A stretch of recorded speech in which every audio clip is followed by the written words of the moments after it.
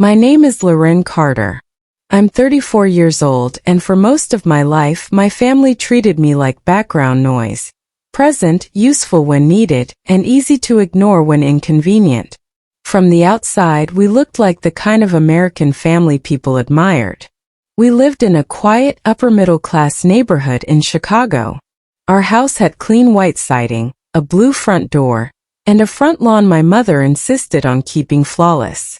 People said we were close, successful, and well-raised. That illusion was carefully maintained. My father, John Carter, was a well-known real estate developer. He believed power came from control and reputation. My mother, Susan Carter, lived for appearances. Charity galas, private dinners, and social circles mattered more to her than honesty ever did. My younger brother, Jason, was their pride. Everything he did was celebrated, excused, or protected. And then there was me. I was the responsible one. The one who didn't cause trouble. The one who understood sacrifices were necessary. Growing up, I learned quickly that love in our family wasn't unconditional. Jason received affection just for existing. I received approval only when I made myself useful. When Jason messed up, it was brushed off as potential. When I struggled, it was framed as weakness. If I stayed quiet and helped clean up the messes, I was praised for being mature. If I ever asked for acknowledgement, I was told I was being dramatic. I internalized that lesson so deeply that for years, I didn't even realize how invisible I had become. Everything came into focus the night my father turned 60. John decided to host a grand birthday celebration at a luxury hotel downtown. It wasn't really a family party, it was a statement. Business partners, investors, politicians, and social elites filled the ballroom. I took a day off work, bought a modest but elegant dress, and arrived early. A part of me still hoped that maybe, just once, I would be seen as more than an accessory to the family image. That hope didn't last long. From the moment I walked into the room, I felt out of place. Conversations paused when people noticed me, then resumed without including me. My mother floated from group to group, proudly introducing Jason as the future of the company. When someone asked about me, she smiled politely and said, "Oh, Loren does freelance work. She prefers a simple life." It wasn't true. I had a stable career. I paid my own bills. I had supported this family financially more times than anyone there could imagine. But that version of me didn't fit the story they wanted to tell. As the evening went on, the disconnect became harder to ignore. I stood near the edge of the room, holding a drink I barely touched, watching my family perform perfection for an audience that didn't know the cost. Then my father took the microphone. He thanked his guests, praised his partners, and talked about legacy. He spoke about discipline, ambition, and the importance of family values.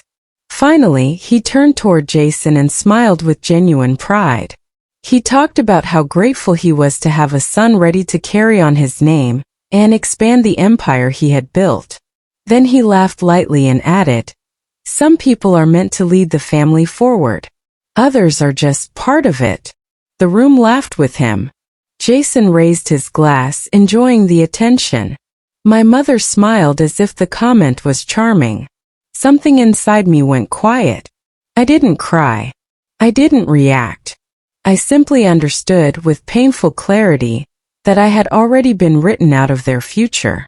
I was there to fill space, to make the family look complete, not because I truly belonged. I left early that night without announcing it. No one noticed. No one asked where I was going. What none of them realized was that while they had been busy minimizing me, my name had quietly been placed on things that mattered, things that carried real weight and real risk. Years earlier, when my father's first major development nearly collapsed, I had been asked to co-sign documents temporarily. When Jason's startup failed, my credit was used to help him recover. When my mother needed to protect her reputation during a financial dispute, accounts tied to my identity were quietly leveraged. Each time I was told it was harmless. Each time I was told it was for the family. I believed them because I wanted to belong. 3 days after my father's birthday, a letter arrived from the bank marked urgent. The language was formal and unsettling, referencing asset reviews and account responsibilities I didn't remember authorizing. My hands shook as I read it. Something was very wrong. That night, I pulled out every document I had ever signed. Old emails, digital contracts, paperwork I had stored away without reading because I trusted my family. For the first time, I didn't skim.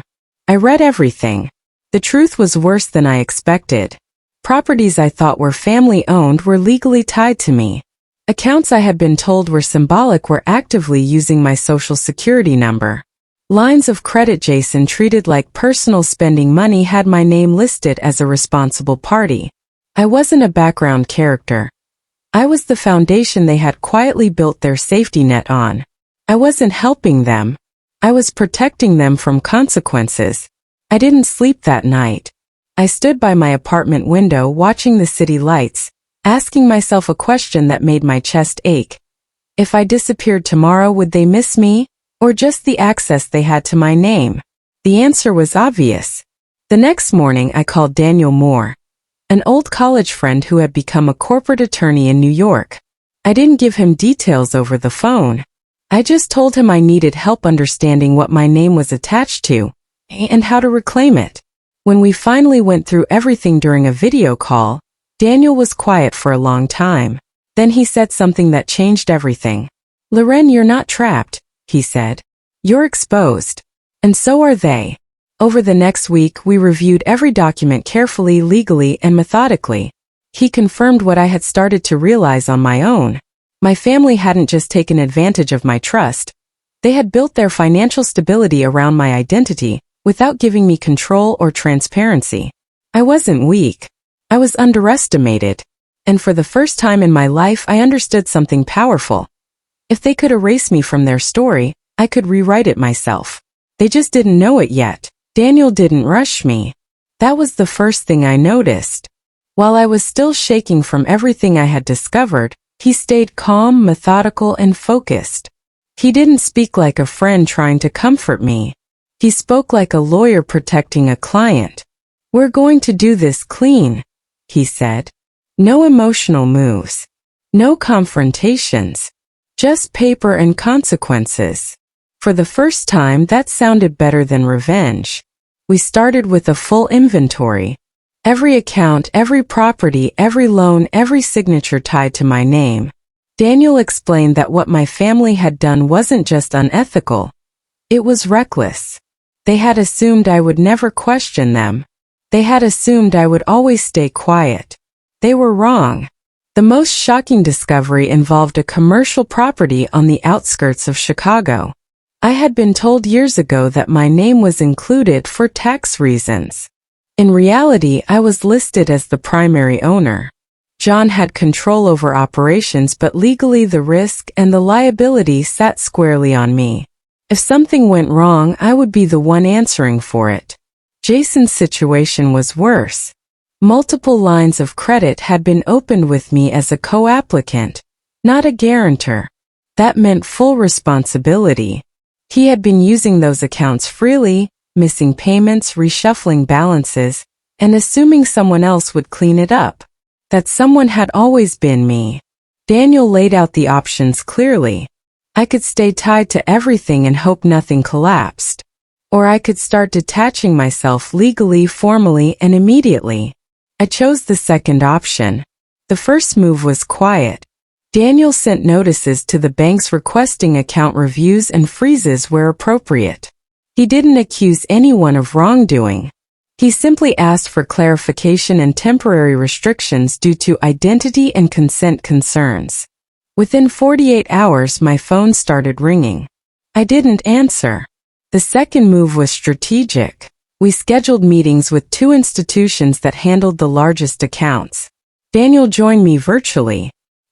He did most of the talking, explaining that I had not been provided full disclosure when my name was attached to these obligations. That alone was enough to trigger internal investigations. Then came the property. There was a vacation home my parents loved to brag about. a lake house they treated as a symbol of success. I had spent summers there as a child, believing it belonged to the family. In reality, the title had been transferred into my name years earlier, quietly, without explanation.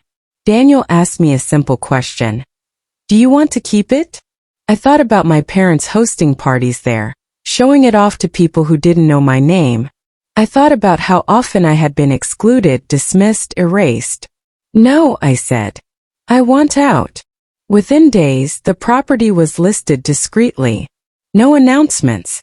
No family discussions. Just business. A buyer appeared quickly. The offer was strong and clean. I signed. The sale triggered the first real wave of panic. My mother called me 9 times in one afternoon. Then she left voicemails, tight, controlled at first, then increasingly frantic. She demanded explanations. She accused me of betrayal. She reminded me of everything they had done for me. I didn't respond. Jason switched to text messages. Long ones. Angry ones. He accused me of sabotaging his future, of embarrassing the family, of acting out because I was jealous. That one almost made me laugh. The final call came from John. Almost didn't answer, but Daniel advised me to take it, with him on the line. John didn't waste time with pleasantries. He demanded to know what I thought I was doing. He said I had no right to make decisions without consulting him. He told me I was overreacting and being influenced by outsiders. Daniel calmly interrupted him. Mr. Carter, he said, Loren is exercising her legal rights. If you have concerns, you're welcome to address them through proper legal channels. There was silence on the other end. John had never been spoken to like that before. From that point on, everything accelerated. Banks completed their reviews. Accounts were closed or restructured without my name. Credit lines Jason depended on were frozen pending reassessment. His lifestyle stalled overnight. The family narrative began to crack. My parents tried to control the story, telling relatives I was confused, unstable, manipulated. But the truth had paperwork. And paperwork doesn't care about reputation. One afternoon, Daniel forwarded me an email from my parents' longtime financial advisor requesting clarification. That was when I knew the walls were closing in. A week later, John requested a meeting. I agreed, but only with Daniel present. We met in a neutral office downtown. My parents looked smaller somehow, less polished. Susan's smile was tight. John's confidence felt rehearsed. They tried guilt first. They talked about family loyalty, about how everything they did was for us. Then they shifted to anger, accusing me of selfishness. Finally, when neither worked, they tried fear. They warned me about consequences, about how this would affect my reputation, about how I would regret burning bridges. I listened calmly. Then Daniel slid a folder across the table. Inside were copies of everything: titles, account statements, signatures, timelines. This is what happens next, Daniel said. Loren will remain detached from all obligations tied to her identity. Any future contact should go through legal counsel. If there are further attempts to use her name or pressure her financially, we will escalate. Susan stared at the papers like they were written in a foreign language. John finally looked at me, not like a subordinate, not like a problem to manage, but like someone he no longer controlled. You planned this, he said quietly. I shook my head. No. I understood it. That was the difference. The fallout was immediate and visible. Jason's business stalled without easy credit. My parents downsized expenses they had taken for granted. Invitations slowed. Whispers followed. And me? For the first time in my adult life, my finances were mine. My name was mine. My future was mine. I didn't feel triumphant. I felt peaceful. Weeks later, I got a message from my mother asking if we could start fresh. I didn't reply. Not out of spite, but because I finally understood that reconciliation without accountability is just another form of control. I wasn't angry anymore. I was done. The funny thing about being erased is that when you finally step back into your own life, people don't know how to react. They expect guilt. They expect weakness. What they don't expect is silence and boundaries. I moved forward quietly. New goals. New plans. A life not built on approval or fear. And sometimes late at night I think back to that birthday party, the laughter, the dismissive comments, the way they assumed I would always stay small. They never saw this version of me coming. Because the woman they erased didn't disappear. She learned. She waited. And then she took her name back.